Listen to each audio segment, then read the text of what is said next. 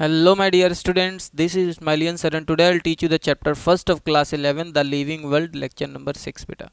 पिछले लेक्चर में हमने देखा कि ऑर्गेनिजम्स का क्लासिफिकेशन कैसे हुआ है। आज के लेक्चर में हम देखेंगे बेटा कि ऑर्गेनिज्म का डेटा कैसे स्टोर करके रखा जाता है और डेटा क्यों स्टोर करके रखा जाता है बेटा, ताकि हमारे न्यू जनरेशन जो है उसका बेनिफिट ले सके, नहीं तो उनको फिर से वो चीज़ें पढ़नी पड़ेंगी जो हमने पढ़ करके निकाली हुई हैं, ठीक है ना। और बेटा इसका डिफरेंट डिफरेंट जगह पर यूज़ भी है, जैसे फॉरेस्ट्री करने के लिए और एग्रीकल्चर में और तमाम जगह इसका यूज़ है बेटा। तो ऑर्गेनिज्म का डेटा स्टोर करना भी एक इम्पॉर्टेंट वर्क है और कैसे स्टोर होता है ये चलिए हम पढ़ते हैं। तो बेटा जो डिफरेंट मेथड्स हैं ऑर्गेनिज्म के डेटा स्टोर करने के उसे बोलते हैं टेक्सोनॉमिकल एड्स। क्या बोलते हैं? Taxonomical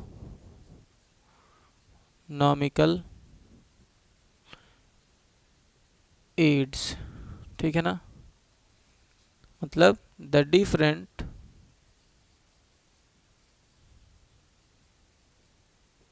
methods to store the data of organisms, ठीक है। अलग अलग जो मेथड्स हैं बेटा ऑर्गेनिज्म के डेटा स्टोर करने के उसे क्या कहते हैं? टेक्सोनॉमिकल एड कहते हैं। समझ में आई बात बेटा? Very good. चलिए अब मैं कुछ एग्जांपल्स लिखता हूँ, फिर आपको समझ में आ जाएगा कि टेक्सोनॉमिकल एड क्या है। तो बेटा ये दो ऐसे टेक्सोनॉमिकल एड हैं, हर्बेरियम और म्यूजियम, जिसमें ऑर्गेनिज्म का डेटा रखने के लिए उस ऑर्गेनिज्म को ही रखा जाता है और डेड फॉर्म में रखा जाता है। किस फॉर्म में बेटा? डेड फॉर्म में, ठीक। हर्बेरियम में बेटा प्लांट्स का डेटा रखा जाता है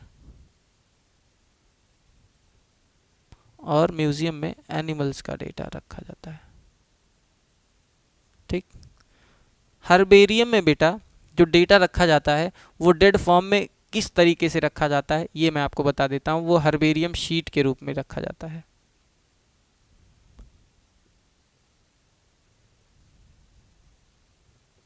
ठीक बेटा।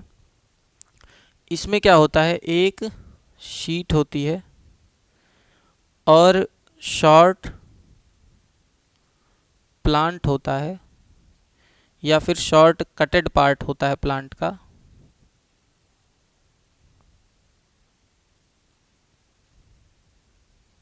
ठीक। उसको क्या करते हैं, सबसे पहले बेटा ड्राई कर लेते हैं, मतलब खूब सुखा लेते हैं और उसके बाद उसे प्रेस्ड कर देते हैं। प्रेस करने का मतलब बेटा उसे खूब अच्छे से दबाएंगे ताकि वो फ्लैट हो जाए। जैसे आपको कोई गुलाब देता था तो आप लोग क्या करते थे, किताबों में रख लिया करते थे और कुछ दिन बाद जब उसे खोल कर देखते थे तो क्या होता था, एकदम वो प्लेन हो चुका होता है ना। तो सबसे पहले ड्राई फिर प्रेस और तीसरा स्टेप है स्टिक, तब करेंगे मतलब चिपकाएंगे उसको, इस शीट पर चिपकाएंगे उस प्लांट को, ठीक है ना। तो अब तो चिपक गया बेटा। अब क्या करेंगे सर? तो बेटा अब इधर एक किनारे एक टेबल बनाएंगे, ठीक।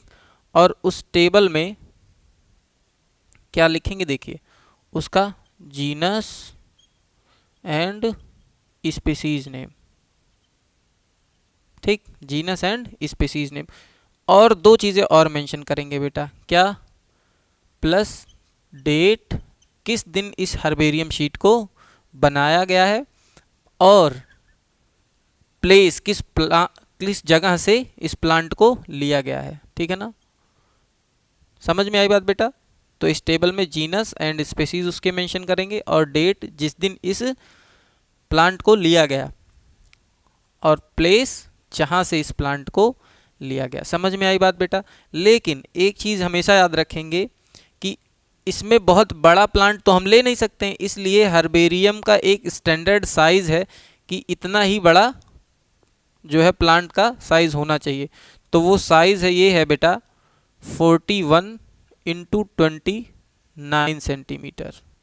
मतलब 41 लेंथ होना चाहिए, 29 ब्रीथ होनी चाहिए, इससे ज़्यादा नहीं होनी चाहिए। बहुत इंपॉर्टेंट पॉइंट है बेटा, याद रखेंगे हमेशा कि हर्बेरियम में हर्बेरियम शीट बनाने के लिए जो प्लांट की साइज़ होनी चाहिए 41 इंटू 29 ही होनी चाहिए। इसीलिए मैंने यहाँ लिखा भी है कि शॉर्ट प्लांट होना चाहिए या फिर शॉर्ट कटेड पार्ट होना चाहिए प्लांट का।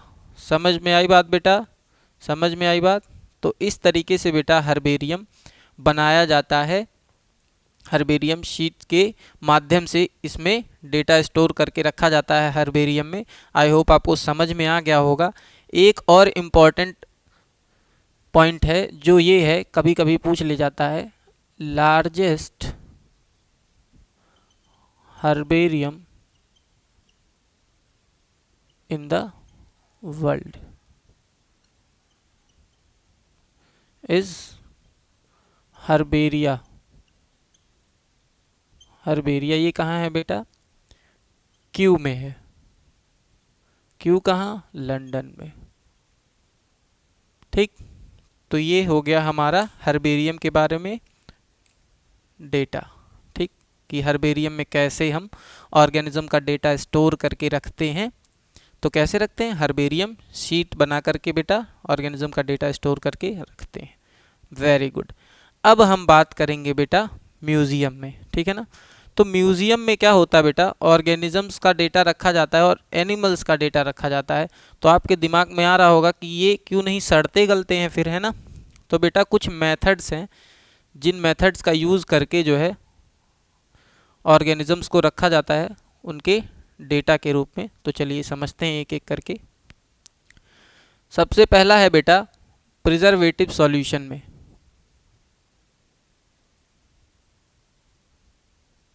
प्रिजर्वेटिव सॉल्यूशन में प्रिजर्वेटिव सॉल्यूशन क्या होता है बेटा? ये एक तरीके का केमिकल होता है। क्या होता है? केमिकल होता है जिसमें उस एनिमल की बॉडी को रख दिया जाता है, डेड फॉर्म में रहती ही है। म्यूजियम में हमने आपको पहले ही बताया कि म्यूजियम और हर्बेरियम में ऑर्गेनिज्म को रखा जाता है उनके डेटा के लिए, लेकिन डेड फॉर्म में। तो क्या होगा? जो केमिकल रहेगा उसके अंदर ऑर्गेनिज्म की जो बॉडी होगी उसको रख देंगे, उसमें सड़न गलन नहीं होगी। इसीलिए इसका नाम भी है प्रिजर्वेटिव सॉल्यूशन। मतलब एक ऐसा केमिकल सब्सटेंस जो उसमें कोई भी केमिकल रिएक्शन ना होने दे, ठीक है ना। तो उसमें बॉडी जो है सालों साल क्या हमेशा वैसे ही पड़ी रहेगी। तो प्रिजर्वेटिव सॉल्यूशन का यूज़ करके म्यूजियम में ऑर्गेनिज्म को रखा जाता है उनके डेटा के रूप में। समझ में आई बात बेटा? दूसरा है बेटा स्टफिंग। तो स्टफिंग में क्या होता है बेटा? चलिए समझते हैं। स्टफिंग में क्या होता है कि जैसे पेंगुइन है, ठीक है ना। तो पेंगुइन का पूरा अंदर का जितना पार्ट है सब निकाल लेंगे, खाली बचेगा क्या? बाहर की खाल बचेगी और खाल के अंदर बेटा कॉटन भर देंगे। क्या भर देंगे? कॉटन भर देंगे। और जब अंदर का सारा सब कुछ निकाल लेंगे तो अंदर सिर्फ कॉटन रहेगा, सिर्फ फूला रहेगा, अंदर को तो कुछ रहेगा नहीं। तो वो सड़ेगा गलेगा भी नहीं। समझ में आई बात? क्योंकि बाहर से तो खाली खाली दिखाई देगी, अंदर का तो सारा मटेरियल निकल चुका होगा जो सड़ने गलने वाला होगा। समझ में आई बात? तीसरा है बेटा ड्राई करके रखते हैं। ड्राई कैसे? एकदम इतना सुखा देंगे उस ऑर्गेनिज्म को कि उसमें जरा सा भी वाटर का पार्टिकल रहेगा ही नहीं। और जब वाटर का पार्टिकल नहीं रहेगा बेटा तो उसमें सड़न गलन नहीं होगी। समझ में आई बात बेटा? चौथा पॉइंट जो है वो है पिनिंग। ये बेसिकली इंसेक्ट्स पर फॉलो होता है। ठीक, अब देखिए पिनिंग में क्या होता है। पिनिंग में बेटा क्या होता है? सबसे पहले इंसेक्ट्स को खूब सुखा लिया जाता है, खूब सुखा लिया जाता है, उसमें जरा सा भी वाटर का पार्टिकल नहीं होता। और उसके बाद क्या करते हैं? एक थर्माकोल लेते हैं। क्या लेते हैं? थर्माकोल लेते हैं और उसी पर उस इंसेक्ट को लगाकर पिन से दबा देते हैं, ठीक है ना। तो इस तरीके से पिनिंग का यूज़ करके इंसेक्ट्स का डेटा म्यूजियम में रखा जाता है। और ये 4 मेथड्स थे बेटा ऑर्गेनिज्म का डेटा रखने के लिए म्यूजियम में। तो आई होप आपको समझ में आ गया होगा हर्बेरियम और म्यूजियम। अब हम बात करेंगे बेटा बोटेनिकल गार्डन और जूलॉजिकल पार्क की बात, ठीक है ना। चलिए स्टार्ट करते हैं। तो बेटा बोटेनिकल गार्डन और जूलॉजिकल पार्क जो है एक ऐसे टैक्सोनॉमिकल एड है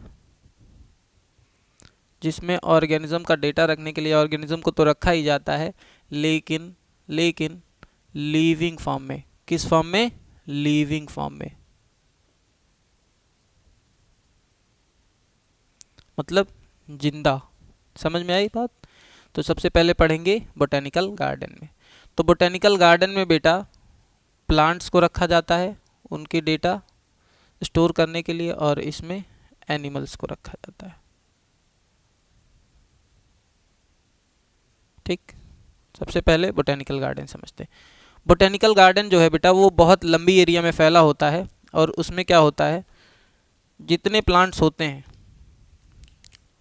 जितने भी प्लांट्स होते हैं उनके ऊपर एक बोर्ड लगाकर लटका दिया जाता है, और उस बोर्ड में क्या लिखा होता है, उसका जीनस एंड स्पेसीज नेम।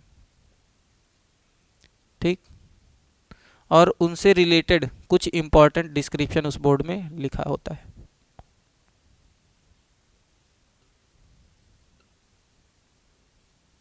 ठीक, ये चीज़ें उस बोर्ड में लिखी होती हैं। इस तरीके से बेटा सारे प्लांट्स में लगा होता है। तो यहाँ पर हम देख पा रहे बोटेनिकल गार्डन में कि हर प्लांट के ऊपर एक बोर्ड लगा होता है और उसमें सारी चीज़ें उसके बारे में लिखी होती हैं। तो इस तरीके से बेटा बोटेनिकल गार्डन में ऑर्गेनिज्म का डेटा रखा जाता है जो प्लांट्स होते हैं। ठीक है ना। अब कुछ पॉइंट्स हैं बेटा बोटेनिकल गार्डन के इम्पोर्टेंट, जैसे largest botanical garden in the world. तो बेटा जो लार्जेस्ट बोटेनिकल गार्डन है in the world is royal botanical garden.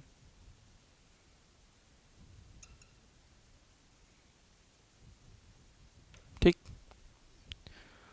और largest botanical garden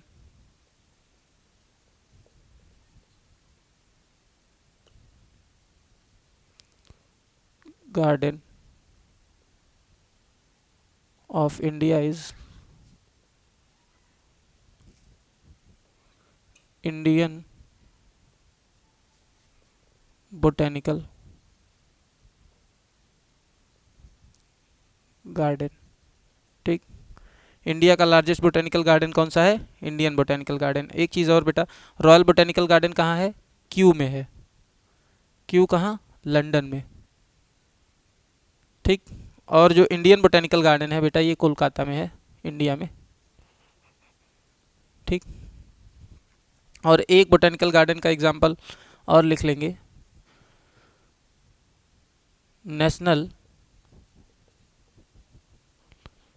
botanical research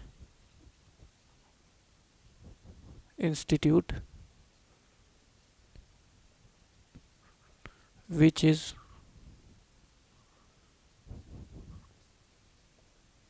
in Lucknow.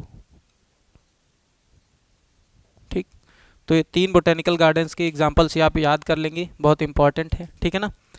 तो आपको समझ में आ गया होगा बेटा बोटेनिकल गार्डन में किस तरीके से प्लांट्स का डेटा स्टोर करके रखा जाता है, लिविंग के फॉर्म में स्टोर करके रखा जाता है, और हर प्लांट के ऊपर एक बोर्ड लगा होता है जिसमें उनका स्पेसीज नेम और जीनस नेम मेंशन होता है, और उसके बारे में कुछ इंपॉर्टेंट डिस्क्रिप्शन मेंशन होता है। बोटेनिकल गार्डन में और जूलॉजिकल पार्क में बेटा उनको सुटेबल रिक्वायरमेंट मिलता है। ठीक है ना, जो भी उनको रिक्वायरमेंट होती है उनको दी जाती है। समझ में आई बात? अब चलिए समझते हैं जूलॉजिकल पार्क क्या होता है बेटा। तो जू तो आप गए ही होंगे। तो जू में क्या होता है बेटा, ऑर्गेनिजम्स का डेटा रखा जाता है। कैसे ऑर्गेनिजम्स? एनिमल्स का रखा जाता है, उनको लिविंग फॉर्म में रख करके। ठीक है ना, बहुत अच्छे। और कैसे रखा जाता है बेटा? तो इसमें जो है केज में रखा जाता है। केज क्या होता है? पिंजरा। पिंजरे में रखा जाता है इनको। ठीक, हर पिंजरे पर क्या होता है बेटा? बोर्ड लगा होता है, आपने देखा होगा। और बोर्ड में क्या लिखा होता है? Genus and species name. ठीक है ना। तो इस तरीके से बेटा पार्क में, जूलॉजिकल पार्क में ऑर्गेनिजम्स का डेटा रखा जाता है, एनिमल्स का, उनके ऊपर, उनके केज के ऊपर बोर्ड लगा दिया जाता है, उसमें उनका जीनस स्पीसीज नेम मेंशन होता है। एक चीज़ और आपको बता दे बेटा, जूलॉजिकल पार्क में हम पढ़ते भी हैं दो चीज़ों को, और क्या चीज़ें पढ़ते हैं? एनिमल्स का फूड नेचर कैसा है ना, वहाँ पर उनको टाइम टू टाइम भोजन देना पड़ता है ना, तो उनका फूड नेचर भी हम पढ़ लेते हैं। और हैबिटेट कैसा है, उनका रहन सहन किस प्रकार का है एनिमल्स का, ये भी हम वहीं से पढ़ लेते हैं। तो जूलॉजिकल पार्क में हम दो चीज़ें पढ़ते भी हैं, फूड नेचर ऑर्गेनिजम्स का और हैबिटेट, जो एनिमल्स वहाँ पर प्रेजेंट हैं। तो आई होप आपको बोटेनिकल गार्डन और जूलॉजिकल पार्क भी समझ में आ गया होगा बेटा। अगला टेक्सोनॉमिकल एड है कीज़, और चलिए कीज़ समझते हैं। तो देखते हैं कीज़ क्या होती हैं। तो बेटा कीज़ जो होती हैं वो भी एक तरह की टेक्सोनॉमिकल एड होती हैं। समझ में आई बात? Very good. कीज़ का यूज़ में करते हैं, क्लासिफिकेशन में करते हैं। जब भी हम ऑर्गेनिज्म का क्लासिफिकेशन करते हैं बेटा, तो हम उसमें यूज़ करते हैं कीज़ का, ठीक है ना। कैसे यूज़ करते हैं समझेंगे, लेकिन इससे पहले मैं आपको बता दूं, जो कीज़ दिया गया था वो किसके द्वारा दिया गया था? जॉन रे सर के द्वारा। क्या नाम था उनका? जॉन रे। ठीक बेटा, वेरी गुड वेरी गुड। अब देखिए बेटा, कीज़ का यूज़ करके कैसे क्लासिफिकेशन किया जाता है। तो देखेंगे कीज़ जो होती हैं बेटा, इन कीज़ के पास कपलेट्स होते हैं। कपलेट्स क्या होते हैं अभी मैं बता रहा हूँ, घबराना नहीं बेटा। हर कपलेट्स के पास दो लीड्स होती हैं।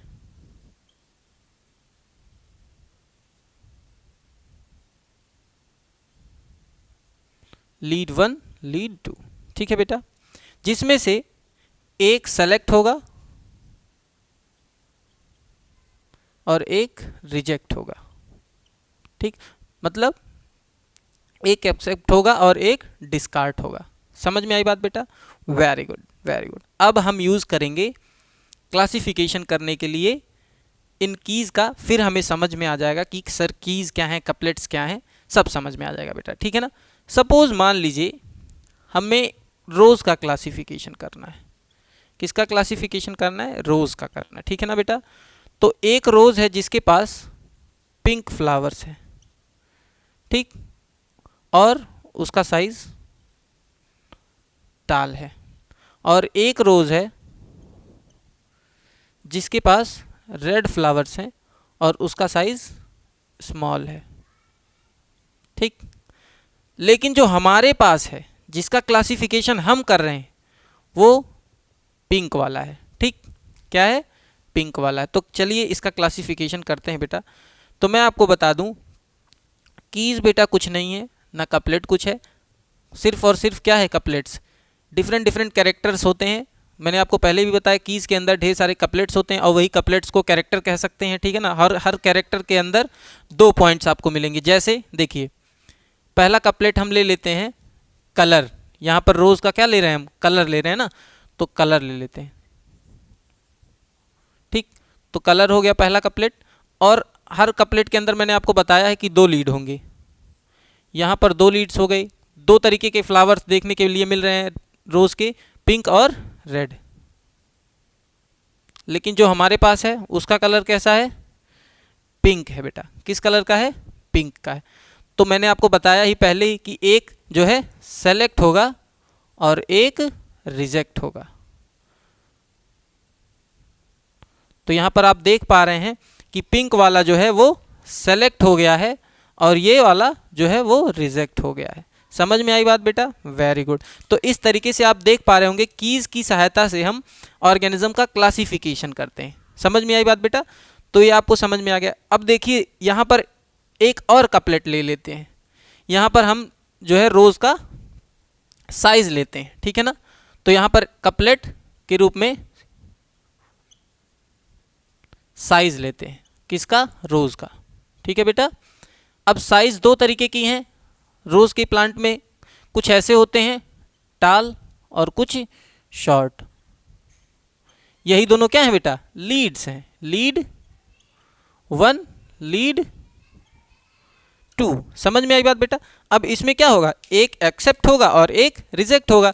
तो जिसकी बात हम कर रहे हैं वो कौन सा है, पिंक वाला और टाल है। समझ में आई बात? तो सेलेक्ट कौन होगा बेटा, ये वाला सेलेक्ट होगा और ये वाला रिजेक्ट होगा। आ गया ना बेटा, आ गया ना? Very good, very good.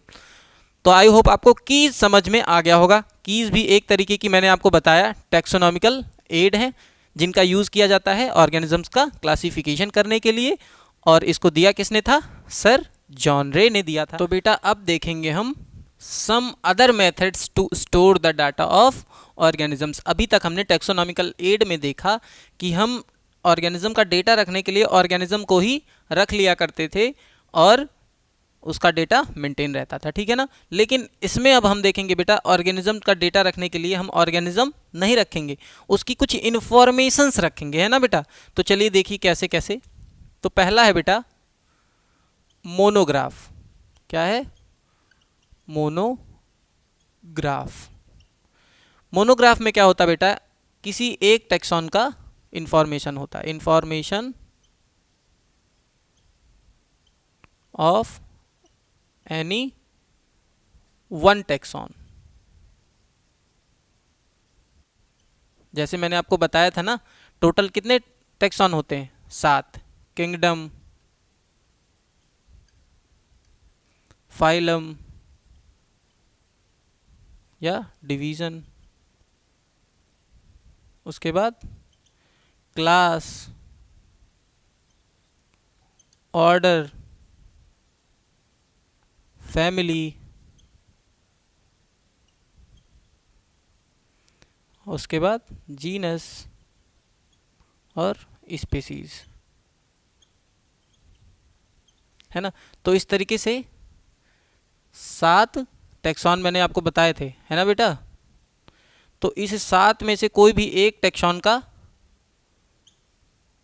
पूरा इंफॉर्मेशन मोनोग्राफ के अंदर होता है, ठीक है ना। मतलब डिफरेंट डिफरेंट मोनोग्राफ्स के अंदर डिफरेंट डिफरेंट टैक्सॉन का इंफॉर्मेशन होता है। समझ में आई बात बेटा, समझ में आई बात, वेरी गुड। अगला है बेटा मैनुअल्स। क्या है, manuals.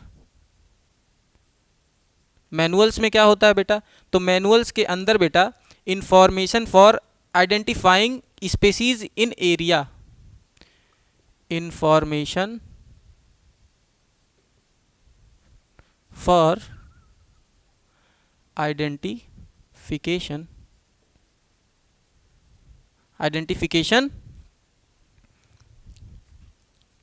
Of species in area, ठीक है ना। किसी एरिया में उनका आइडेंटिफिकेशन करना हो तो उसके लिए इंफॉर्मेशन इनके पास इकट्ठा होकर के रखी रहती है ना बेटा। तो ये ध्यान में रखेंगे, मैनुअल्स के अंदर information for identification of species in a area, ठीक है ना। तो ये भी समझ में आ गया, जैसे कोई एरिया है, उस एरिया में ऑर्गेनिजम्स का आइडेंटिफिकेशन करना है तो पता रहता ना, जैसे उस एरिया का अगर हैबिटेट पता रहेगा तो उसको पता रहेगा कि किस तरीके का ऑर्गेनिज्म इसमें रह सकता है ना। तो इस तरीके का इंफॉर्मेशन मैनुअल्स के अंदर इंक्लूड रहता है। समझ में आई बात, information for identification of species in area. तो आई होप आपको ये भी समझ में आ गया होगा बेटा। तीसरा है फ्लोरा। क्या है, फ्लोरा। फ्लोरा के अंदर क्या होता है बेटा, ये है account of habitat and distribution, account of habitat and distribution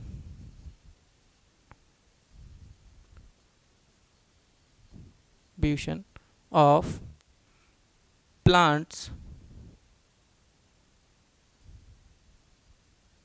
distribution of plants of a given area।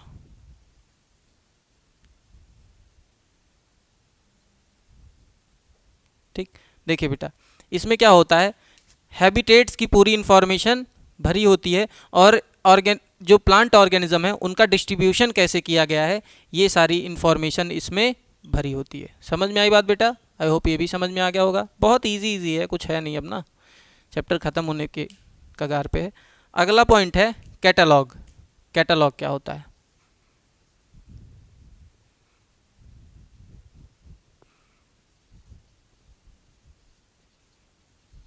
ठीक, तो देखिए बेटा कैटलॉग्स क्या होते हैं। कैटलॉग्स क्या होता है कि एक लिस्ट होती है। क्या होती है? लिस्ट होती है, जिसमें सिस्टमेटिक तरीके से स्पीसीज को रखा जाता है।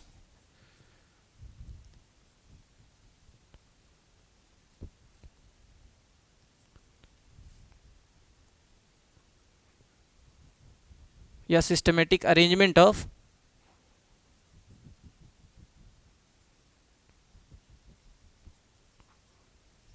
स्पीसीज। ठीक है बेटा, जैसे